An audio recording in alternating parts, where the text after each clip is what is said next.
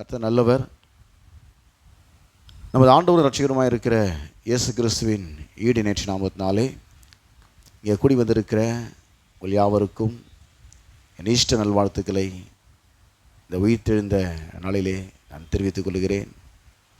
மற்றும் இணையதளத்தின் மூலமாக இந்த வார்த்தை கேட்கிற ஊருக்கும் ஈஸ்டர் நல்வாழ்த்துக்களை நான் தெரிவித்துக் கொள்கிறேன். கர்த்தர் நல்லவர். இந்த நாளிலே இந்த ஈஸ்டர் செய்தியுடைய தலைப்பு, ரட்சிக்கப்பட்ட ஒவ்வொரு விசுவாசியும் பாவத்தின் வல்லமையிலிருந்தும் சாபத்தின் வல்லமையிலிருந்தும் கிறிஸ்துவின் உயிர்த்தெழுதலின் வல்லமை விடுதலை ஆக்குகிறது. ரட்சிக்கப்பட்டிருக்கிற ஒவ்வொரு விசுவாசிகளையும், இன்றைக்கு அநேக விசுவாசிகள் ரட்சிக்கப்பட்டும் கூட இந்த சாபத்திலிருந்து வெளிவராமல் இருக்கிறாங்க. தரித்திரம் என்பது ஒரு சாபம், வியாதி என்பது ஒரு சாபம். வாழ்க்கையிலே இயேசு எதற்காக சிலுவையிலே விலைக்கிரயம் கொடுத்தாரோ அதற்கான பிரதிபலனை தங்கள் வாழ்க்கையிலே அவர்கள் இன்னும் பெற்று அனுபவிக்காமலேயே அந்த சாபத்தோடு கூட வாழ்ந்து கொண்டிருக்கிறார். இந்த உயிர்த்தெழுதலின் வல்லமை அவர்களை விடுதலை ஆக்குகிறது. பாவத்தின் வல்லமை, இன்னும் அநேக ரட்சிக்கப்பட்டு ஞானஸ்தானம் எடுத்தவர்கள் கூட சில பாவங்களிலே இன்னும் சிக்கி தவிக்கிறார்கள். இந்த உயிர்த்தெழுதலின் வல்லமை அவர்களை இந்த பாவத்தின் வல்லமையிலிருந்தும் விடுதலை ஆக்குகிறது. அதற்காக அதுதான் இன்றைய தலைப்பு. ரட்சிக்கப்பட்ட ஒவ்வொரு விசுவாசியும் பாவத்தின் வல்லமையிலிருந்தும் சாபத்தின் வல்லமையிலிருந்தும் கிறிஸ்துவின் உயிர்த்தெழுதலின் வல்லமை விடுதலை ஆக்குகிறது. ஆக இதை நம்மிடத்தில் அவர் வெளிப்படுத்துகிறார், உயிர்த்தெழுதல் வல்லமையை. அப்போஸ்தலனாகிய பவுலுடைய ஜெபமே இதுதான். இதை நம்ம பலமுறை நான் பேசியிருக்கேன். ஒரே ஒரு வசனத்தை மட்டும் நான் வாசிக்க விரும்புகிறேன். எபேசியர் 1:19, எபேசியர் 1:19, தாம் கிறிஸ்துவை மரித்தோரிலிருந்து எழுப்பி அவரிடத்தில் நடப்பித்த தமது பலத்த சத்துவத்தின் வல்லமைபடியே விசுவாசிகளாகிய நம்மிடத்திலே காண்பிக்கும் தம்முடைய வல்லமையின் மகா மேன்மையான மகத்துவம் இன்னதென்றும் நீங்கள் அறியும்படிக்கு. அந்த வல்லமையின் மகா மேன்மை, உயிர்த்தெழுதலுடைய வல்லமை, அந்த உயிர்த்தெழுதலுடைய வல்லமையின் மகா மேன்மை, அதை இன்றைக்கு திருச்சபை விசுவாசிகள் அறிந்து கொள்ள வேண்டும். பிரகாசமுள்ள மனக்கண்கள் அவர்களுக்கு உண்டாயிருக்க வேண்டும். இதுதான் அப்போஸ்தலனாகிய பவுலுடைய ஜெபமாக இருக்கிறது. சபைக்காய் அவர் ஜெபிக்கிற ஜெபம். அவர் எவ்வளோ ஜெப குறிப்புலாம் கொடுத்துருப்பாங்க. அவர் மிகப்பெரிய அப்போஸ்தலர். அவர் பல இடங்களில் பிரசங்கம் பண்ண போயிருப்பார். ஏன்னா அநேக இடங்களில் சபைகளை ஸ்தாபித்தவர். அநேக குறிப்புகள்லாம் அவர் கொடுத்துருப்பாங்க. ஆனால் அதுக்கெல்லாம் அவர் ஜெபம் பண்ண மாதிரியே தெரியல. அவர் அதிகமாக ஜெபிக்கிறதுன்னு பார்த்தீங்கன்னாக்கா, இந்த உயிர்த்தெழுதல் வல்லமை குறித்த ஒரு பிரகாசமுள்ள மனக்கண்கள், தாம் கிறிஸ்துவை மரித்தோரிலிருந்து எழுப்பி அவரிடத்தில் நடப்பித்த தமது பலத்த சத்துவத்தின் வல்லமைபடியே, எப்படி தன்னுடைய குமாரனை உயிரோடு எழுப்பி, எப்படி எல்லா துரைத்தனத்துக்கும் அதிகாரத்திற்கும் கர்த்தத்துவத்துக்கும் வல்லமைக்கும் இம்மையிலே மாத்திரமல்லாமல் மறுமையிலும் பெற்றுக்கும் எல்லா நாமத்துக்கும் மேலாய் அவரை உயிரோடு எழுப்பி அவரை தம்முடைய வலது பாசத்தை உட்கார வைத்தாரோ, அந்த வல்லமையை, இந்த உயிர்த்தெழுதல் வல்லமையை எல்லா சாபத்தின் பிடியிலிருந்தும் எல்லா பாவத்தின் பிடியிலிருந்தும் அவளை வெளியே கொண்டு எல்லாவற்றுக்கும் மேலாக அவளை உயர்த்தி வைப்பது உயிர்த்தெழுதல் வல்லமையாக இருக்குது. அந்த வல்லமை கிரியை செய்து கொண்டிருக்கிறது. அதை அறிந்து கொள்ள வேண்டும் என்று பிரகாசமுள்ள மனக்கண்கள் அதை அறியும்படி அவர்களுக்கு உண்டாயிருக்க வேண்டும் என்று அப்போஸ்தலனாகிய பவுல் இங்கே ஜெபிக்கிறார். இந்த கிறிஸ்து மீட்பர் என்பதை குறித்து, அவர் உயிர்த்தெழுதலை குறித்து முதலாக கிடைத்த வெளிப்பாடு யாருன்னு பார்த்தீங்கன்னாக்கா, யோபு என்கிறதான ஒரு மனிதன். ஏன்னா பைபிள்லேயே பார்த்தீங்கன்னா யோபு புஸ்தகம் சங்கீதத்துக்கு முன்னாடி வந்தால் கூட, ஆதியாகமம் புஸ்தகம் பைபிளில் முதல் புஸ்தகமாக வந்தால் கூட, யோபு புஸ்தகம் முதல்ல எழுதப்பட்ட புஸ்தகம்னு சொல்லி வேத வல்லுநர்கள் சொல்லுகிறார்கள். யோபு புஸ்தகம் தான் பைபிள்லேயே முதல்ல. ஆனால் பைபிளில் பார்த்தீங்கன்னா ஆதியாகமம் தான் ஃபஸ்ட்டு வருது. ஆனால் வேத வல்லுநர்கள் சொல்கிறாங்க யோபு புஸ்தகம் முதல்ல எழுதப்பட்ட புஸ்தகம் என்ற வழங்கே சொல்லுகிறார்கள். இந்த யோபு புஸ்தகத்தில் பார்த்தீங்கன்னா, இந்த யோபுவுக்கு இந்த வெளிப்பாடு கிடைக்கிறது. இந்த முதல்ல எழுதப்பட்ட புஸ்தகமும் கடைசியாக எழுதப்பட்ட புஸ்தகத்திலும் இந்த உயிர்த்தெழுதலுடைய வெளிப்பாடு அங்கே அடங்கியிருக்குது. கடைசி எழுதப்பட்ட புஸ்தகம் எது? வெளிப்படுத்தின விசேஷம். பைபிளில் முதல்ல வந்து ஆதியாகமமாக இருந்தாலும் கூட முதல் எழுதப்பட்ட புஸ்தகம் யோபு புஸ்தகம் என்று சொல்லி வேத வல்லுநர்கள் அங்கே சொல்லுகிறார்கள்.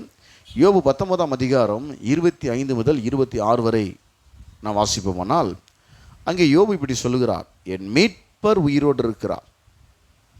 அங்கே உயிரோடு இருக்கிற கிறிஸ்துவை குறித்த, கிறிஸ்து தான் மீட்பர். இது முதல்ல எழுதப்பட்ட புஸ்தகம் இது. அதன் பிறகு யாருக்குமே இந்த கிறிஸ்துவின் உயிர்த்தெழுதலை குறித்த ஒரு வெளிப்பாடு யாருக்குமே கிடையாது.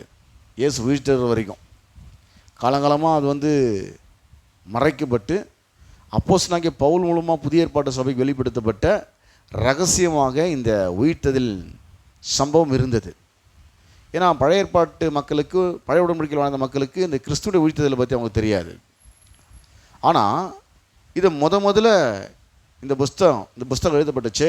அப்போ வாழ்ந்த இந்த யோபுக்கு இந்த வெளிப்பாடு கிடைச்சது பாருங்கள். அவர் சொல்கிறாரு, என் மீட்பர் உயிரோடு இருக்கிறார் என்றும் அவர் கடைசி நாளில் பூமியின் மேல், முதல் எழுதப்பட்ட புஸ்தகத்தில் கடைசியாக நடக்க போகிற சம்பவத்தை இவர் இங்கே எழுதுகிறார். என் மீட்பர் உயிரோடு இருக்கிறார் என்றும் அவர் கடைசி நாளில் பூமியின் மேல் நிற்பார் என்றும் நான் அறிந்திருக்கிறேன். இந்த ஒரு வெளிப்பாடு தான் விசுவாசிகள் வரணும்னு ஜெபம் பண்ணுறார். அவர் மீட்பர் யார்? அவர் உயிரோடு இருக்கிற தேவன் யார்? உயிரோடு இருக்கிற ஆண்டவராகிய இயேசு கிறிஸ்து யார்? அவர் பாவத்தின் வல்லமையிலிருந்தும் சாபத்தின் வல்லமையிலிருந்தும் மீட்டெடுக்கிறவர்.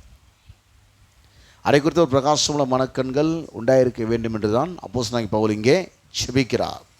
இவர் சொல்லுகிறார், என் மீட்பர் உயிரோடு இருக்கிறார் என்றும் அவர் கடைசி நாளில் பூமியின் மேல் நிற்பார் என்றும் நான் அறிந்திருக்கிறேன்னு சொல்லிட்டு, இந்த என் தோல் முதலானவைகள் அழுகி போன பின்பு நான் என் மாம்சத்தின் தேவனை, அவர் எவ்வளோ பெரிய பாடுகள் அனுபவிக்கிறாரு. ஒரு ஓட்டு எடுத்து அப்படியே சொல்ல மிகப்பெரிய செல்வம் தருவார்.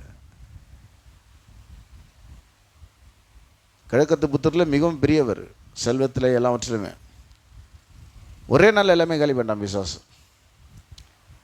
சரீரம் ஃபுல்லாக பருக்கள் ஓட்டு எடுத்து சொல்லிட்டு இருக்காரு. ஒரே துர்நாற்றம் வீசுது. நான் இப்படியே செத்துட்டா கூட என் வாழ்க்கை முடிஞ்சதுன்னு நினச்சாருங்க. ஒரு கடைசி நாள் இருக்குது, அப்போ நான் அவரை பார்ப்பேன்றார்.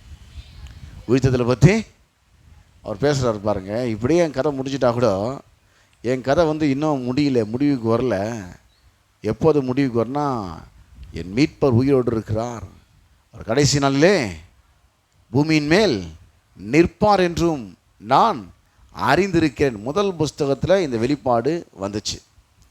இந்த வெளிப்பாடு பார்த்தீங்கன்னாக்கா அப்படியே முதல் புஸ்தகத்தில் யோபுக்கு வந்ததோடு காலங்காலமாக அப்படியே யாருக்குமே வரல. இந்த வெளிப்பாடு மறைக்கப்பட்டுச்சு. பழைய ஏற்பாட்டில் எவ்வளோ வருஷங்கள் உருண்டு ஓட்டுச்சு. ஆபிரகாம் முதற்கொண்டு, மோசே முதற்கொண்டு, ராஜாக்களின் காலம் முதற்கொண்டு, இயேசு கிறிஸ்துவின் காலம் வரைக்கும், இயேசுவை வாய்த்து சொல்கிற வரைக்கும். அப்போ கூட இந்த சீஷர்கள் சரியாக விலங்கலை பாருங்கள், யாருக்குமே அது புரியல. அப்போஸ்தலனாகிய பவுல் இதை பற்றி சொல்கிறாரு, இந்த விஷயத்தை பற்றி சொல்கிறாரு. இயேசு உயிர்த்தெழுதல் பற்றிய அவருடைய மரணம், அடக்கம் பண்ணப்படுதல், உயிர்த்தெழுதல் இது காலங்காலமாக ரகசியமாக இருந்தது. பழைய உடன்படிக்கையின் மக்களுடைய விசுவாசம் வேறு மாதிரி இருந்தது, புது உடன்படிக்கையின் மக்களுடைய விசுவாசம் வேறு மாதிரி இருக்குது. இது காலங்காலமாக இந்த இயேசு கிறிஸ்துடைய சிலுவை மரணத்தின் மூலமாக தான் மீட்பு உண்டாயிருக்கும் என்கிற ஒரு ரகசியம் காலங்காலமாக மறைக்கப்பட்டுருந்துச்சு. அவங்களாம் என்ன நினச்சிருந்தாங்கனாக்கா, ஆபிரகாம் வம்சத்தில் வந்துட்டாலே கடவுளுடைய பிள்ளைன்ற எண்ணம் அவங்க வந்துருச்சு. ஆபிரகாமுடைய வம்சத்தில் பிறந்துட்டாலே அவங்க யாரா? இஸ்ரவேலர்கள், கடவுளுடைய பிள்ளைகள் அப்படின்ற எண்ணம் தான் அவங்களுக்குள்ளே இருந்துச்சு. ஆபிரகாம் வம்சத்தில் வரவங்கெல்லாம் மட்டும் தான் கடவுளுடைய பிள்ளைங்க, மீதி வேலாம் கடவுளுடைய பிள்ளைகள் இல்லைன்ற மாதிரி ஒரு எண்ணத்தை வளர்த்துக்கிட்டு அப்படி இப்போ அவங்க இருந்தாங்க ஃபுல்லாகவே. ஏன்னா அவங்க தான் ஆபிரகாம் தேவனால் தெரிந்து கொள்ளப்பட்டவன், விசுவாசிகளின் தகப்பனவன். அவங்க எண்ணங்கள்லாம் அப்படி தான் இருந்துச்சு. மற்ற ஆபிரகாம் வம்சத்தை சேராதவங்களை பற்றி அவங்களுக்கு கவலையே படுறதில்லை, அது அவங்க கணக்குலேயே எடுத்துக்கிறது இல்லை. அவங்க எண்ணங்கள், அவங்க மைண்ட் செட்டப்லாம் இப்படியே தான் இருந்துச்சு பாருங்கள். இது பவுலுக்கு தான் அதுக்கப்புறம் இது குறித்த வெளிப்பாடு வருது. 1 Corinthians 2 அதிகாரம் 7 முதல் 10 வரைக்கும் வாசிக்கும் போது, இந்த கிறிஸ்து மூலமாக முழு உலகத்துக்கு மீட்பு உண்டாக போகுது.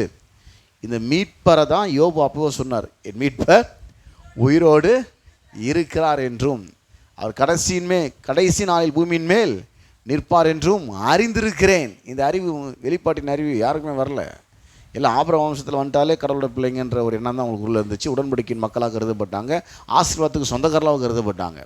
ஆபிரகாம் வம்சத்தில் வராதவங்க யாருமே இதுக்கு சுதந்திரவாளி இல்லைன்ற எண்ணம் அவங்களுக்குள்ளே இருந்துச்சு, தேவனுடைய பிள்ளைகள் இல்லைன்ற எண்ணம் அவங்களுக்குள்ளே இருந்துச்சு. ஆனால் முழு உலகத்தையும் உண்டாக்கின சர்வலோகத்தின் தேவன், எல்லாருக்குமே அவர் தேவனாக இருக்கிறார், அவர் மீட்பராக இருக்கிறார். இயேசு கிறிஸ்துடைய மரணம், அடக்கம் பண்ணப்படுதல், இந்த உயிர்த்தெழுதலின் செய்தி பார்த்தீங்கன்னாக்கா கிறிஸ்தவத்தின் அச்சாணியே இந்த உயிர்த்தெழுதலில் தான் நிற்கிது. கிறிஸ்தவத்தின் அச்சாணி எதில் நிற்கிதுன்னு பார்த்தீங்கன்னாக்கா இந்த உயிர்த்தெழுதலின் செய்தியில் தான் இருக்கிறது. கிறிஸ்து உயிர்த்தெழாவிட்டால் விசுவாசம் வீணாக இருக்கும் அப்போஸ்தலனாகிய பவுல் சொல்கிறார். உயிர்த்தெழுதலின் செய்தி தான் கிறிஸ்தவத்தின் அச்சாணியை சுழன்று கொண்டிருக்கிறது. ஆக இதுக்கு பகிரங்கமாக அப்போஸ்தலர்கள் பிரசங்கம் பண்ணாங்க. சாட்சியாக நாங்கள் அதுக்கு சாட்சியாக இருக்கிறோன்னு சொன்னாங்க. இதை குறித்து ரொம்ப எல்லா இடத்துலையும் வெளிப்படையாக பிரசங்கம் பண்ணாங்க அவங்க. இப்போ அப்போஸ்தலனாகிய பவுல் இதை பற்றி சொல்கிறத 1 கொரிந்தியர் 2ஆம் அதிகாரம் 7 முதல் 10 வரைக்கும் வாசிக்கிறேன். உலகத் தோற்றத்திற்கு முன்னே தேவன் நம்முடைய மகிமைக்காக ஏற்படுத்தினதும் மறைக்கப்பட்டதுமாயிருந்த ரகசியமான தேவ ஞானத்தை பேசுகிறோம். இது தேவன் ஏற்படுத்தினார். எப்போ ஏற்படுத்தினார்னா, இந்த சிலுவை மரணத்தையும் உயிர்த்ததிலையும் இந்த உலகத்தை உண்டாகிறதுக்கு முன்னாடியே தேவன் அதை ஆயத்தம் பண்ணி ஏற்படுத்தி வைத்திருந்தார். அது மறைக்கப்பட்டிருந்தது. யாருக்கு? அதுவரை இருந்த எல்லா மக்களுக்கும் அதுக்கு மறைக்கப்பட்டிருந்தது. பழைய உடன்படிக்கையில் வாழ்ந்த எல்லா மக்களுக்கும் அது அவங்க எண்ணங்கள்லாம் இந்த ஆபிரகாம் வம்சத்தில் வரவங்க தான் கடவுளோட பிள்ளைங்க அப்படின்ற மாதிரி மைண்ட் செட்னால இந்த இயேசு கிறிஸ்து மூலமாக அவருடைய மரணம் அடக்கம் பண்ணப்படுறது உயிர்த்ததல் மூலமாக சகல ஜாதிகளுக்கும் சுவிசேஷம் அறிவிக்கப்பட்டு எல்லாருமே தேவனுடைய பிள்ளைகளாகிறார்கள் என்கிற அந்த ரகசியம் யாருக்குமே விளங்கலை, யாருக்குமே தெரியல. காலங்காலமாக அது மறைக்கப்பட ரகசியமாகவே இருந்தது. அது இப்போ அதை வெளிப்படையாக சொல்கிறார். என்ன சொல்கிறாருன்னா, உலக தோற்றத்திற்கு முன்னே தேவன் நம்முடைய மகிமைக்காக ஏற்படுத்தினதும் மறைக்கப்படுவதுமாக இருந்த ரகசியமான தேவ ஞானத்தை பேசுகிறோம் அப்படின்னு சொல்லிட்டு, அதை பிரபஞ்சத்து பிரபுக்களில் ஒருவனும் அறியவில்லை. இந்த உலகத்தில் இருக்கிற ராஜாங்களுக்கு யாருக்குமே அது தெரியாது. அறிந்தார்கள், ஆனால் மகிமையின் கர்த்தரை அவர்கள் சிலுவையில் அறைய மாட்டார்களே. எழுதியிருக்கிறபடி தேவன் தம்மில் அன்பு கூறுகிறவர்களுக்கு ஆயத்தம் பண்ணினவைகளை கண் காணவும் இல்லை, காது கேட்கவும் இல்லை, அவைகள் மனுஷனுடைய இருதயத்தில் தோன்றவும் இல்லை. நமக்கோ தேவன் அவைகளை தமது ஆவியினாலே வெளிப்படுத்தினார். அந்த ஆவியானவர் எல்லாவற்றையும் தேவனுடைய ஆழங்களையும் ஆராய்ந்திருக்கிறார். ஆவியானவர் மூலமாக தான் அப்போஸ்தலனாகிய பவுலை கொண்டு ஆவியானவர் அந்த ரகசியத்தை புதிய உடன்படிக்கை மக்களுக்கு அது வெளிப்படையாக பிரசங்கம் பண்ண வைக்கிறார். காலங்காலமாக இவங்களுடைய எண்ணங்கள், இவங்க நம்பிக்கைகள் அப்படி இருந்தது. இவங்க விசுவாசம்லாம் ஆபிரகாமுடைய வம்சத்தில் பிறந்தவங்க மட்டும் தான் கடவுளுடைய பிள்ளைங்க, வாக்குத்தத்தத்துக்கு சொந்தக்காரங்க, அவங்க மட்டும் தான் பரலோகம் போவாங்கன்ற எண்ணம் இவங்களுக்குலாம் இருந்தது. ஆனால் அப்படி இல்லை. ஆபிரகாம் வம்சத்தில் தேவன் பிறந்து முழு உலக மக்களுக்காக அவர் எல்லா மக்களுடைய பாவங்களுக்கான கிரயத்தை சிலுவையிலே கொடுத்து தன் ரத்தத்தை சிந்தி மரித்து அடக்கம் பண்ணப்பட்டு 3ஆம் நாள் உயிரோடு கூட எழுந்தார். முழு உலக மக்களுக்கும் அவர் மீட்பர். முழு உலக மக்களுக்கும் அவர் மீட்பர். அவர் இன்றைக்கு உயிரோடு இருக்கிறார். கடைசி நாளிலே வருவார். அவர் உயிரோடு இருக்கிறார். இது ஆவியானவர் வெளிப்படுத்தினார். காலங்காலமாக மறைக்கப்பட்டிருந்த இந்த தேவ ரகசியத்தை ஆவியானவர் மூலமாக பவுலுக்கு தேவன் வெளிப்படுத்தினார். இந்த உயிர்த்தெழுந்த பிறகு இந்த செய்தி முதல்ல யாருக்கு அறிவிக்கப்பட்டுச்சுன்னு பார்த்தீங்கன்னா, தேவதூதர்கள் பார்த்தீங்கன்னாக்கா இந்த மகதலேனா மரியாளுக்கும் மற்ற மரியாளுக்கும் அவங்களாம் வராங்க இயேசுடைய கல்லறைக்கு. யூதர்களுடைய முறையின்படி அவர்கள் செய்ய வேண்டிய கடமைகளை செய்ததுக்காக வராங்க. அது மத்தேயு சுவிசேஷ புத்தகத்தில் 28ஆம் அதிகாரத்தில் 5 முதல் 6 வரை உள்ள வசனங்கள் நான் அதை வாசிக்கிறேன். அவங்க இயேசுடைய கல்லறைக்கு வராங்க. இயேசு சிலுவையில் மரித்து அடக்கம் பண்ணப்பட்ட பிறகு 3ஆம் நாளில் அவங்க வராங்க இயேசுடைய கல்லறைக்கு. யூதர்கள் முறையின்படி செய்ய வேண்டிய யூத வழிமுறைகளை செய்ய வேண்டிய அந்த கடமைகளை நிறைவேற்றுவதற்கு வராங்க. அப்போ இங்கே அவர் உயிர் சேர்ந்திருக்கிறார். அதை தேவதூதன் அவங்க உட்காந்துட்டுருக்கிறார். அவங்க சொல்கிறார், தூதன் அந்த ஸ்திரீகளை நோக்கி 5ஆம் வசனத்தை வாசிக்கிறேன், 5-6. தூதன் அந்த ஸ்திரீகளை நோக்கி, நீங்கள் பயப்படாதிருங்கள், சிலுவையில் அறையப்பட்ட இயேசுவை தேடுகிறீர்கள் என்று அறிவேன். அவர் இங்கே இல்லை, தாம் சொன்னபடியே உயிர்த்தெழுந்தார். கர்த்தரை வைத்த இடத்தை பாருங்கள். அப்போ முதல்ல இந்த உயிர்த்தெழுந்த பிறகு இந்த மகதலேனா மரியாளுக்கும் அறிவிக்கப்பட்ட வார்த்தை என்ன பார்த்தீங்கன்னாக்கா, கிறிஸ்து இங்கே இல்லை, அவர் சொன்னபடியே. இதை பற்றி அவர் சொன்னார். ஆனால் அவங்களுக்கு யாருக்கும் விளங்கலை. அவர் உயிர்த்தெழுவான சத்தியமும் புரியல. பாருங்கள், உயிரோடு இருக்கும்போது இயேசு சொன்னார். அது மரியாளுக்கும் புரியல, சீஷர்களுக்கும் புரியல, யாருக்கும் இல்லை, பயந்து இருக்கிறாங்க. அவர் சொன்னபடியே உயிர்த்தெழுந்தார். அதன் பிறகு பார்த்தீங்கன்னா 40 நாள் ஆங்காங்கே சீஷர்களுக்கும் அநேக மக்களுக்கும் அவர் அவ்வப்போது காட்சியளித்தார் என்று அப்போஸ்தலர் 1ஆம் அதிகாரம் 3ஆம் வசனத்தில் சொல்லப்பட்டுச்சு. இயேசு உயிர்த்தெழுந்த பிறகு 40 நாள் இந்த பூமியில் ஒரு மனுஷனாக உயிர்த்தெழுந்த ஒரு தேவகுமாரனாக, சிலுவைக்கு போகும்போது அவர் மனுஷகுமாரன், உயிர்த்தெழுதலில் அவர் தேவகுமாரன். சிலுவையிலே அவர் மனுஷகுமாரன், உயிர்த்தெழுதலிலே அவர் தேவகுமாரன். உயிர்த்தெழுந்த தேவகுமாரனாய் 40 நாட்கள் அவ்வப்போது பூட்டப்பட்ட வீடுகளுக்குள்ளாக இயேசு தன்னை அவர்கள் வெளிப்படுத்தினார். அதன் பிறகு கடற்கரையிலே பொரித்த மீன்களை வைத்து கொண்டிருந்த சீஷர்கள் மத்தியிலே அவர் தன்னை வெளிப்படுத்தினார். அவர் எடுத்துக்கொள்ளப்படும் கிட்டத்தட்ட 500 பேர் கிட்ட அவரை பார்த்துருக்குறாங்களாம். அப்படி தான் அப்போஸ்தலனாகிய பவுல் வந்து சொல்கிறாரு. அப்போது 40 நாள் அவர் வந்து உயிர்த்தெழுதலை மக்கள் பார்த்துருக்குறாங்க. அவங்களோட கூட சம்பாஷணை அற்புதமாக எடுத்துக்கொள்ளப்பட்டார். அப்போஸ்தலர் 1:3 அது வரும். இதெல்லாம் நடந்த பிறகு சீஷர்கள்லாம் வந்து இயேசு கிறிஸ்து உயிர்த்தெழுதலை கொடுத்து பகிரங்கமாக பிரசங்கம் பண்ணுறாங்க. முதல் ரத்த சாட்சியை ஸ்தேவான் தான். அவன் ஸ்தேவானோட ட்ரெஸ் எல்லாம் கொண்டு போய் யார் பாதையில் வைக்கிறான்னா சவுல் என்கிற வாலிபனுடைய பாதையில். அவர் தான் மிகப்பெரிய அப்போஸ்தலர் வரப்போகிறார். அவர் சபையில் துன்பப்போது மிகப்பெரிய அப்போஸ்தலர்லாம் அவர் வரப்போகிறார். அது பிறகு இயேசு உயிர்த்தெழுதலை அதன் பிறகு கண்டவர் யாருன்னு பார்த்தோன்னா அப்போஸ்தலனாகிய பவுல். அவர் சொல்கிறார் 1 கொரிந்தியர் 15:8 எல்லாருக்கும் பின்பு அகால பிறவி போன்ற எனக்கும் தரிசனமானார். எல்லாருக்கும் பின்பு அகால பிறவி போன்ற எனக்கும் தரிசனமானா. அப்போ அப்போஸ்தலனாகிய பவுலும் இந்த உயிர்த்தெழுதலுடைய காட்சி, இயேசு உயிர்த்தெழுந்த அந்த காட்சி தரிசனத்தை அவர் அங்கே கண்டிருக்கிறார். அதுக்கு முன்னாடி வரும் கிட்டத்தட்ட 500 பேர் இருக்கும்போது அவ்வளோ பேருக்கு அவர் காட்சி அளிச்சிருக்கிறார் உயிர்த்தெழுந்த இயேசு. அப்போஸ்தலர்களுக்கெல்லாம் அவர் தன்னை காட்சி அளிச்சிருக்கிறாரு. அந்த டைம் முடிஞ்சதுக்கப்புறம் நான் லேட்டாக ரட்சிக்கப்பட்டு லேட்டாக வரேன், அதுக்கப்புறம் ஊழியக்காரன் ஆகிறேன். ஆனால் என்னை விட்டு வைக்கல அவர். எல்லாருக்கும் பின்பு அகால பிறவி போன்ற எனக்கும் தரிசனமானார் அப்படின்றார். அதன் பிறகு இந்த அப்போஸ்தலனாகிய யோவான் பத்முத்துவிலே அவர் இருக்கும்பொழுது அப்போஸ்தலனாகிய யோவானுக்கு உயிர்த்தெழுந்த இயேசு தரிசனமாகி அங்கே அவர் சொல்கிறார். கடைசி புஸ்தகம் பைபிளில் வெளிப்படுத்தின விசேஷம் 1:18 மரித்தேன், ஆனாலும் இதோ சதா காலங்களிலும் உயிரோடு இருக்கிறேன். ஆமேன். நான் மரணத்துக்கும் பாதாளத்துக்கும் உரிய திறவுகோல்களை உடையவராய் இருக்கிறேன். அப்போஸ்தலனாகிய யோவான் பத்முத்துவிலே இருக்கும்பொழுது அங்கு கர்த்தர் அவருக்கு வெளிப்படுத்தினது தான் அந்த வெளிப்படுத்தின விசேஷமாக அங்கே எழுதப்படுது. அவர் சொல்கிறார், என்ன சொல்கிறாருனாக்கா, ஆண்டவராக இயேசு கிறிஸ்து உயிர்த்தெழுந்த காட்சியை அவர் பார்த்து, மரித்தேன் ஆனாலும் இதோ சதா காலங்களிலும் உயிரோடு இருக்கிறேன். ஆமேன். நான் மரணத்துக்கும் பாதாளத்துக்கும் உரிய திறவுகோல்களை உடையவராய் இருக்கிறேன். இப்போது ஒரு முக்கியமான கேள்வி ஒன்று கேட்டால் தான் இந்த சப்ஜெக்டை சரியாக பிரசவம் பண்ண முடியும். என்ன பிரசவம் பண்ண முடியும்னாக்கா, கிறிஸ்துவுக்கு ஆவிக்குரிய மரணமும் சரீர மரணமும் ஒரே நாளில் நடந்தது. கிறிஸ்துவுக்கு ஆவிக்குரிய மரணமும் சரீர மரணமும் ஒரே நாளில் நடந்தது. 4வது வார்த்தை சொல்கிறாரு. முதல் வார்த்தை பிதாவர்களுக்கு மன்னின்றார். பிதாவுக்கும் அவருக்கும் கம்யூனிகேஷன் இருக்குது, ஐக்கியம் இருக்குது, ஃபெலோஷிப் இருக்குது. 4வது வார்த்தையில் என் தேவனே என் தேவனே ஏன் என்னை, அவர் கம்யூனிகேஷன் கட்டு. அதை தான் சொன்னார், இந்த பாத்திரம் நீங்கும்படி செய்யும். ஏன்னாக்கா அவர் சிலுவையில் சின்னாபின்னமாக்கப்படுறதை பற்றி அவர் கவலைப்படலை. இது வரைக்கும் பிதாவுக்கும் எனக்கும் அந்த உறவும் ஐக்கியம் வந்துச்சு. இப்போ அது துண்டிக்கப்பட போகுது, அது இல்லாமல் என்னால் இருக்க முடியாதுன்னு ரொம்ப ஃபீல் பண்ணி, ஆண்டவரே உங்களுக்கு பிதாவுக்கு சித்தமானால் இந்த பாத்திரம் விட்டு நீங்கும்படி செய்யும். அவரும் வந்து இவரை நேசகுமாரன் இவரில் நான் பிரியமாக இருக்கிறேன்றார். இவரும் பிதாவே பிதாவே என்றார். இப்போ முழு மனுவர்க்கத்தின் பாவம் அவர் மேலே சுமத்தப்படும் போது எப்படி மனிதனுக்கும் தேவனுக்கும் உள்ள உறவு துண்டிக்கப்பட்ட ஆவிக்குரிய மரணத்தில் எல்லா மக்களும் இருக்கிறார்களோ அந்த மரணத்தை, ஆவிக்குரிய மரணத்தை இயேசு சந்திக்க போகிறார். இப்போது சிலுவையில். அப்போ இயேசுவுக்கு ஆவிக்குரிய மரணமும் சரீர மரணமும் ஒரே நாளில் நடந்தது. இப்போ 4வது வார்த்தை சொல்கிறார், என் தேவனே.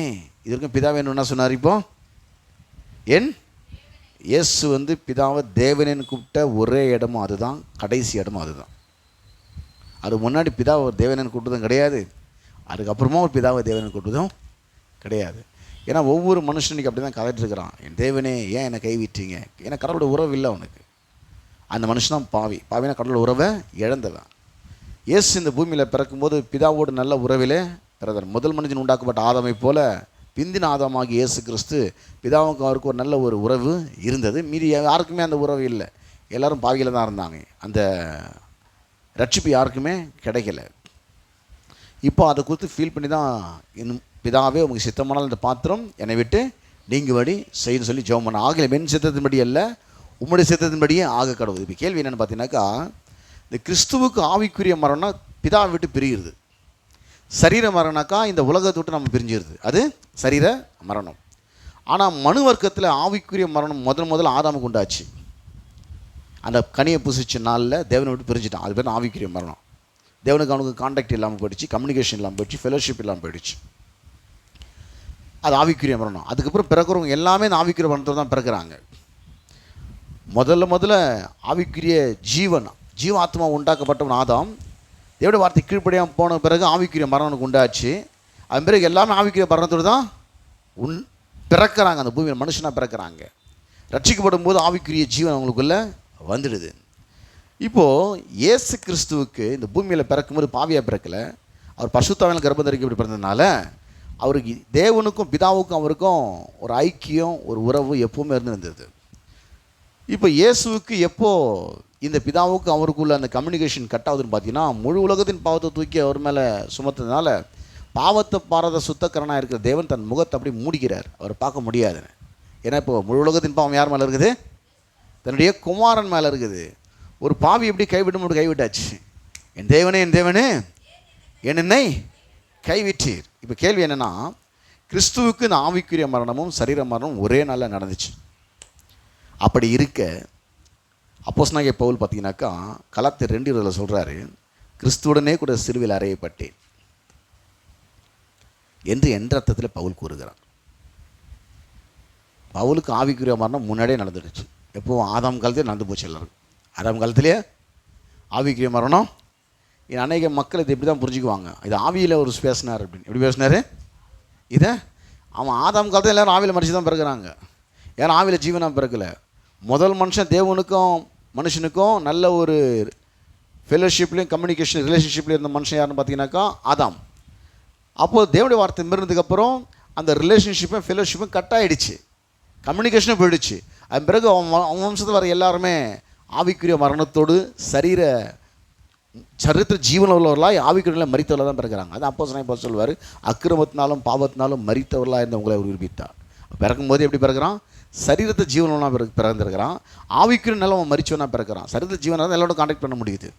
ஆவியில் மரிச்சதுனால தேவனோட கான்டாக்ட் பண்ண முடியல, கம்யூனிகேஷன் பண்ண முடியல.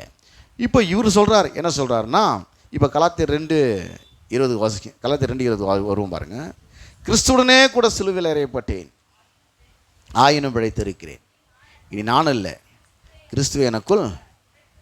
கிறிஸ்து சிலுவையில் அறையப்பட்ட காலம் வேறு, இவர் ரட்சிக்கப்பட்ட காலம் வேறு.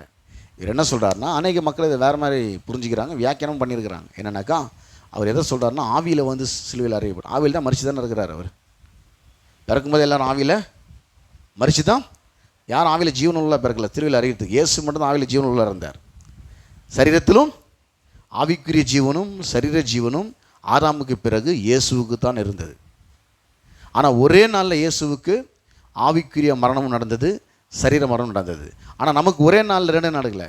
பிறக்கும்போது ஆவியில் செத்து தான் பிறந்தோம், சரீரத்தில் உயிருள்ள பிறந்தோம். ஒரு நாள் ஆவிக்குரிய ஜீவன் ரட்சிக்கப்பட்ட பிறகு நமக்கு கிடச்சிச்சு. நம்ம என்ன பண்ணுறோம்? இப்போ ஆவிக்குரிய மனுஷனாகவும் இருக்கிறோம், இப்போ சரீர மனுஷனாகவும் நாம் இப்போ இருக்கிறோம். ஆனால் இயேசு பிறக்கும் பொழுதே ஆவிக்குரிய மனிதனாகவும் சரீர மனிதனாகவும் அவர் அங்கே பிறந்தார். ஒரே நாள் ஆவிக்குரிய மரணமும் சரீர மரணமும் அவருக்கு அங்கே நடந்தது. இங்கே பவுல் சொல்கிறாரு 20ஆம் வசனத்தில், கிறிஸ்துவுடனே கூட சிலுவையில் அறையப்பட்டேன், ஆயினும் பிழைத்திருக்கிறேன். அப்போ கிறிஸ்து சிலுவையில் அறையப்படும் போது நானும் அங்கே சிலுவையில் அறையப்பட்டேன் என்கிற இடத்துல தான் அவர் அங்கே சொல்கிறார். இனி நான் அல்ல, கிறிஸ்துவே எனக்குள் பிழைத்திருக்கிறார். நான் இப்பொழுது மாம்சத்தில் பிழைத்திருக்கிறதோ, என்னில் அன்பு கூர்ந்து எனக்காக தம்மை தாமே ஒப்பு கொடுத்த தேவனுடைய குமாரனை பற்ற விசுவாசனாலே பிழைத்திருக்கிறேன். நான் தேவனுடைய கிருபை விருதாக்குறதில்லை. நீதியானது நியாயப்பிரமாணத்தில் வருமானால் கிறிஸ்து மரித்தது வீணாக இருக்குமே. அப்போ எந்த அர்த்தத்தை இவர் இங்கே சொல்கிறாருன்னா, அதுக்கு முன்னாடி வசனத்தை வாசிக்கிறேன்.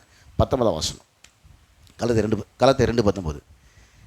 தேவனுக்கென்று பிழைக்கும்படி நான் நியாயப்பிரமாணத்துக்கு மரித்தேனே. இதை ரொம்ப தெளிவாக புரிஞ்சுக்கணும். கிறிஸ்துவுடனே கூட சிலுவையில் அறையப்பட்டேன் சொல்கிறாரு. என் ஆவி மனுஷன் சிலுவையில் அறையப்பட்டான்னு சொல்ல அவர். இந்த நியாயப்பிரமாணம் இதுதான் இஸ்ரவேலுக்கு முக்கியமான ஒன்று. இந்த நியாயப்பிரமாணம் என்ன சொல்லுன்னா, நீ இப்படி செஞ்சால் உனக்கு இது கிடைக்கும், இப்படி செய்யலனா எல்லாம் சாபம் மேலே வந்துடும். 10 கற்பனையை நீ கை கொண்டனாக்கா நீ நீதிமான்.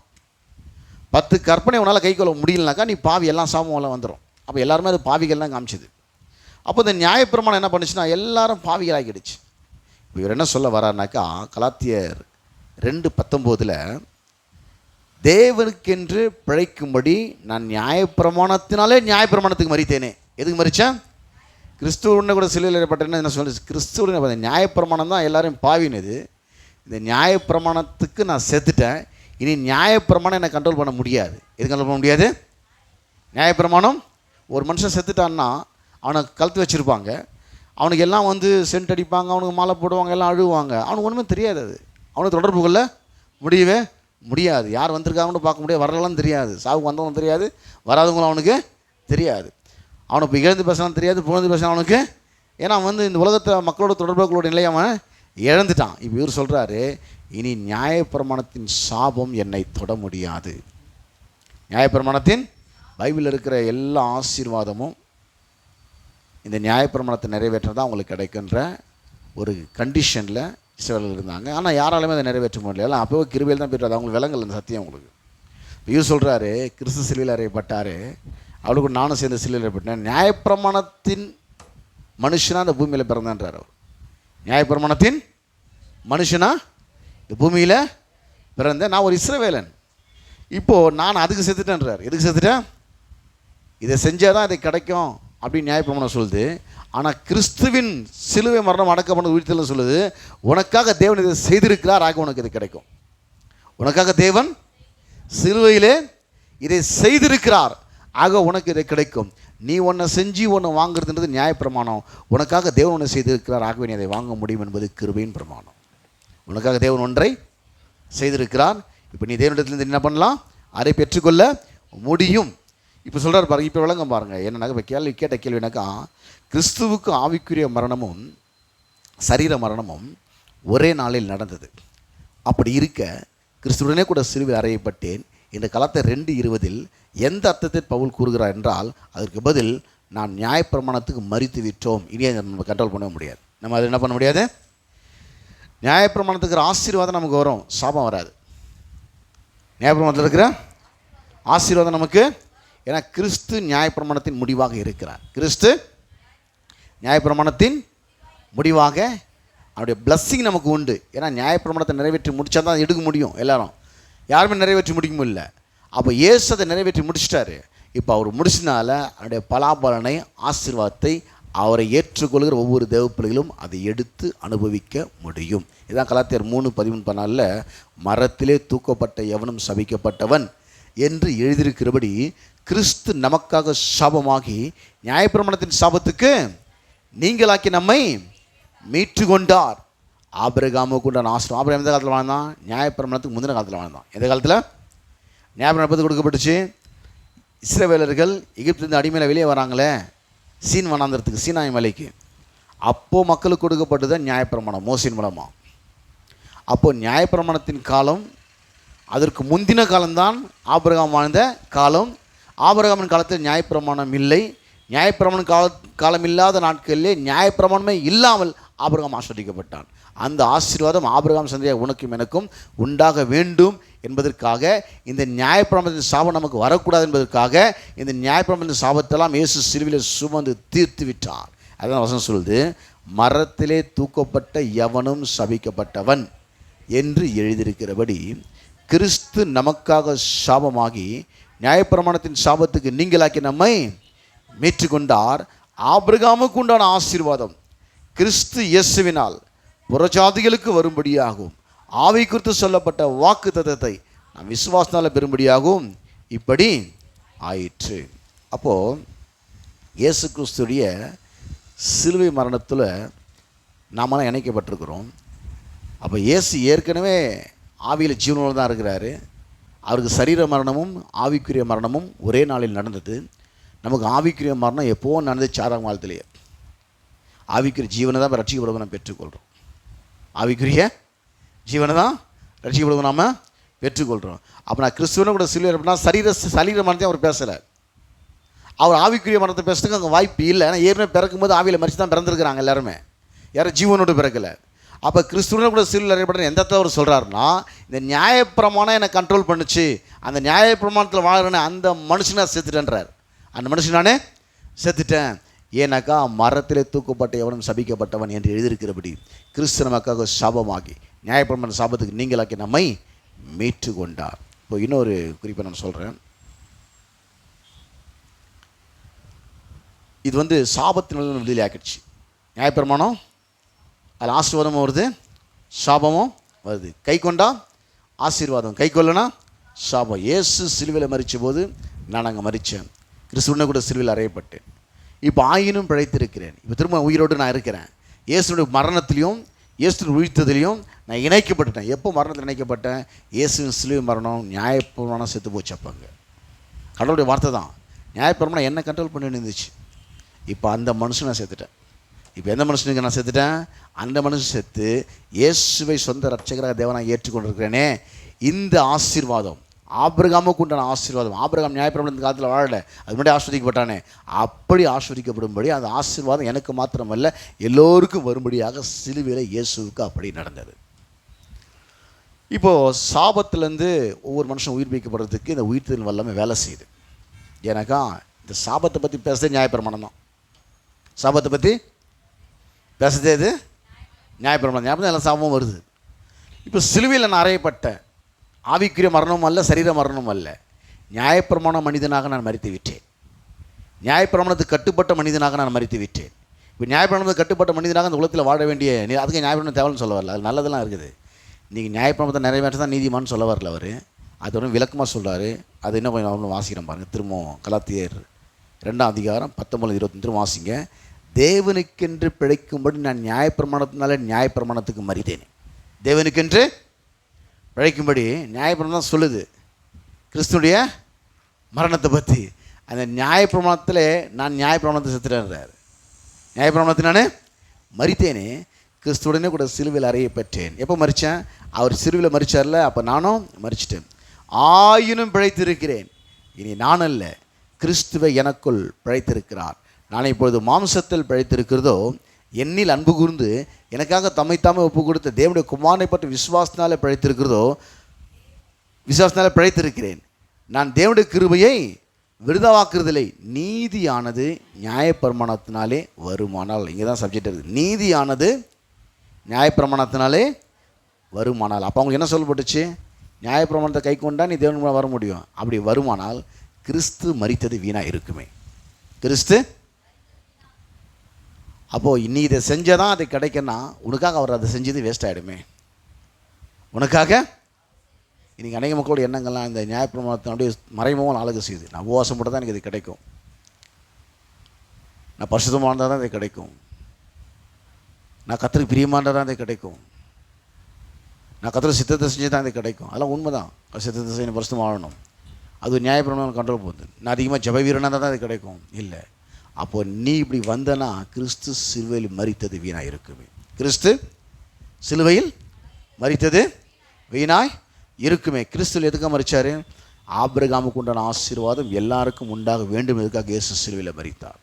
ஆபிரகாமுக்கு நியாயப்பிரமாணம் ஒரு மனுஷனும் கட்டுப்படுத்தக்கூடாது. இயேசு சிலுவையில் மரத்திலே தூக்கப்பட்ட எவனும் சபிக்கப்பட்டவன் என்று எழுதியிருக்கிறபடி கிறிஸ்து நமக்காக சாபமாகி நியாயத்தின் சாபத்தை நீங்களாக்கி நம்மை மீட்டு கொண்டாரு தான் மீட் பண்ணுறார் யோபு.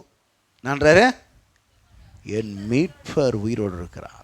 கலாத்தியர் 3:13 அப்படியே அப்போ வெளிப்பாடாக சொல்கிறார். முதல் எழுதப்பட்ட புஸ்தகம் யோபு சொல்கிறார், என் மீட்பர் உயிரோடு இருக்கிறார், கடைசி நாள் நான் அவரை காண்பேன்.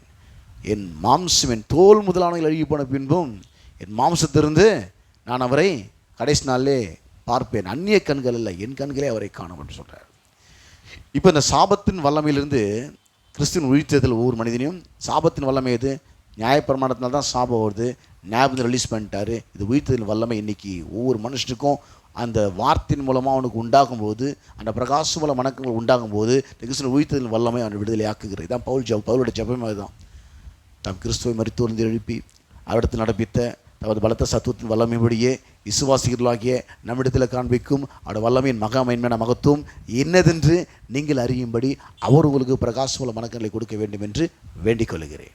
இன்றைக்கி சபைக்கு தேவையான முக்கியமான ஜெப குறிப்பாக தான் உயிர்த்ததின் வல்லமை குறித்த அந்த வெளிப்பாடு அவங்களுக்கு வேணும். இப்போ உயிர்த்ததின் வல்லமை இன்னொரு காரியத்தை கொடுக்குது. என்னக்கா, இந்த பாவத்தின் வல்லமை ரிலீஸ் பண்ணுது. விசுவாசத்தில் இருக்கிற முக்கியமான 2 பிரச்சனைனாக்கா, ஒன்று சாபத்தில் சிக்கியிருப்பாங்க, இல்லை பாவத்தில் சிக்கியிருப்பாங்க. ஒன்று சாபத்தில் போய் சிக்கியிருப்பான், அதனால் ரிலீஸ் ஆகிறது ரொம்ப டைம் எடுக்குது. இன்னொன்று ஏதோ மறைமுகமான பாவத்தை சிக்கியிருப்பான், ஆனால் ஆவிக்கு வளர முடியாமல் போயிடும் அவனால். இப்போ பாவத்தின் வல்லமிருந்து அவனை விடுதலை ஆக்குகிறது. எப்படி விடுதலை ஆகுதுனாக்கா, ரோமர் 6ஆம் அதிகாரம் 10 முதல் 11 வரை. ரோமர் நிருபம் 6ஆம் அதிகாரம் 10 முதல் 11 வரை.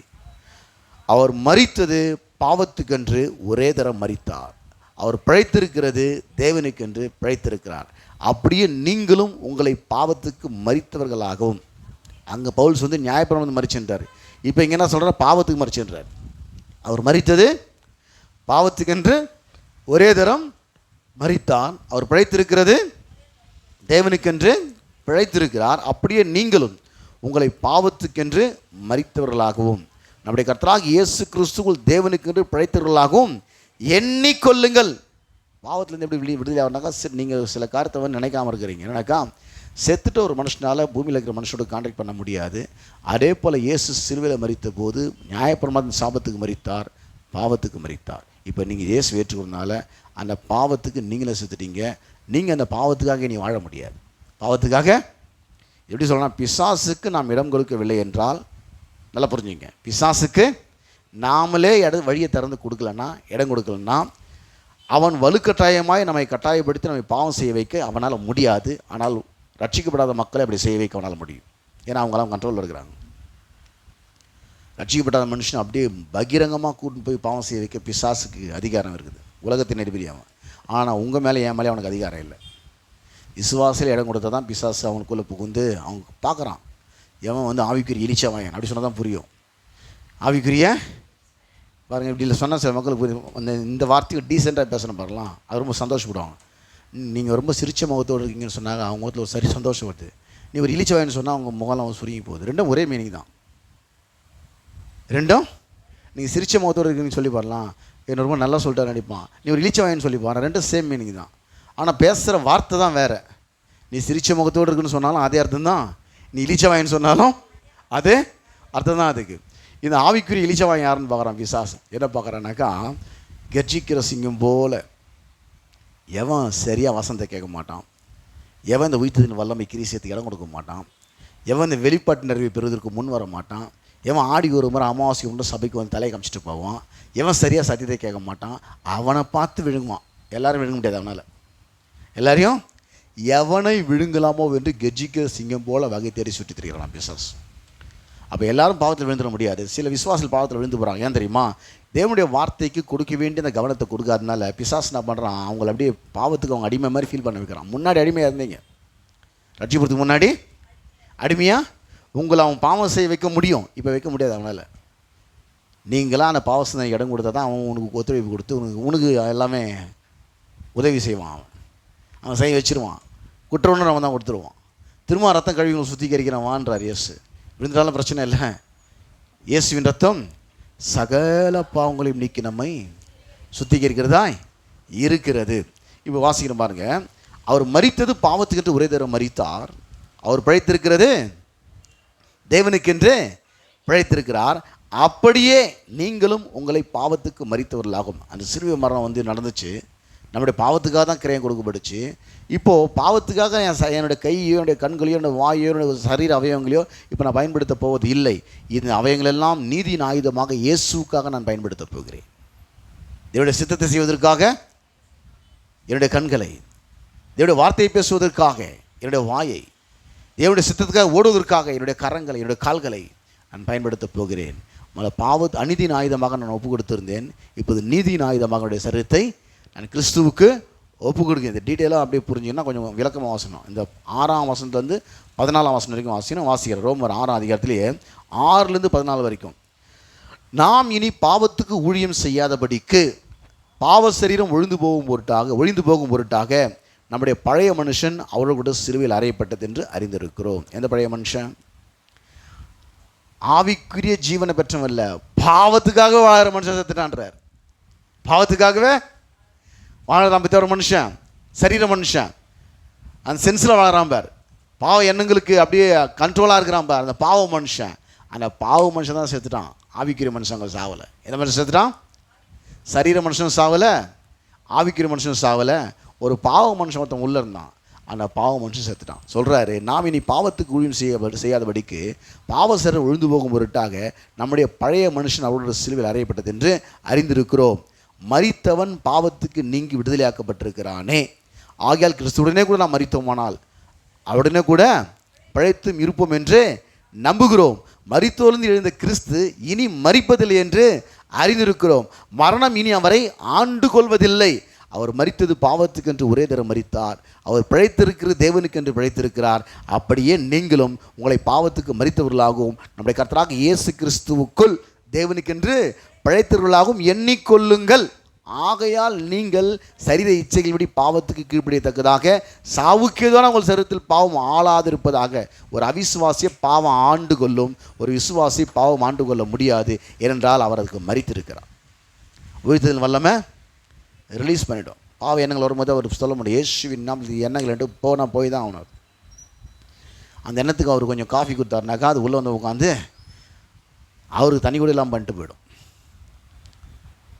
அந்த எண்ணத்தை கொஞ்சம் வரவேற்றுந்தாருனாக்கா எந்த விசுவாசியும் வலுக்கட்டாயம் விசுவாசி கூட்டு போய் பாவம் செய்ய வைக்க முடியாது. ஆனால் ஒரு அவிசுவாசி அவனால் அப்படி பண்ண முடியும்.